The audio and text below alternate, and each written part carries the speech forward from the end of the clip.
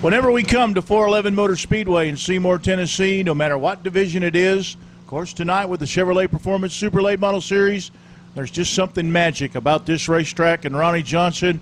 And he's kind of a permanent residence in the Chevrolet Performance Super Late Model Series Hotel and also the Neesmith Chevrolet Dirt Late Model Series Hotel. When we have those races here, you just take to this track like duck to water, Ronnie. Well, this is a good hotel to stay at if you can, but I really like the racetrack. We've raced here some on and off over the years, and what a lot of people don't know is when I was 15 or 16 years old, my dad had a car that Jerry Meadows drove. Of course, we live in Chattanooga, and this was, you know, I'm really telling my age here. I mean, this goes back in the early 70s. But at the time, Interstate 75 didn't even exist from Cleveland to somewhere up, maybe to Knoxville. But we would bring the old number 77 up here on Friday nights. And, of course, I'm just a kid. But my apprenticeship in racing really came from racing with Jerry Meadows, and we'd come to 411 on Friday nights. And Jerry won a lot of races, and the track's very similar to what it was at the time. You know, less the upgrades, you know, and the modernization, but I've been coming here for a long time, since the early 70s, either watching or racing, and certainly one of my favorite tracks. And one of the things that really makes it special is the big turnout that we always have here. The fans really turn out, and they really get behind all the drivers, and so, you know, we don't race any harder for them than we would otherwise, but you know, that part really makes the track special.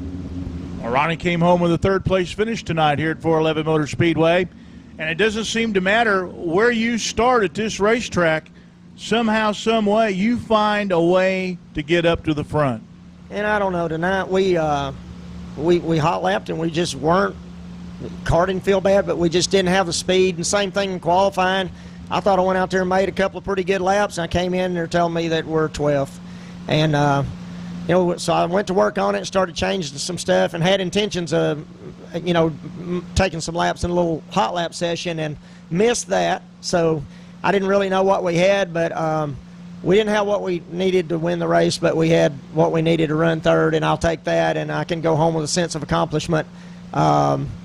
Certainly better than you know, a stick in the eye.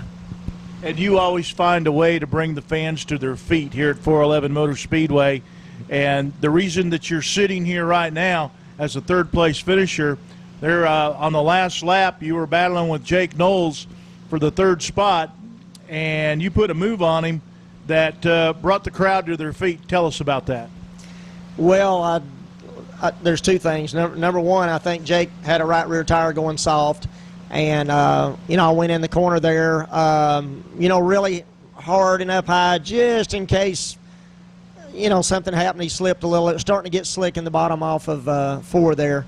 But when he picked up the gas to come off the corner, his right rear tire didn't hold, and the car turned right, and he went up the hill, and I was able to do the old crossover move that they talk about on Sundays at the NASCAR races.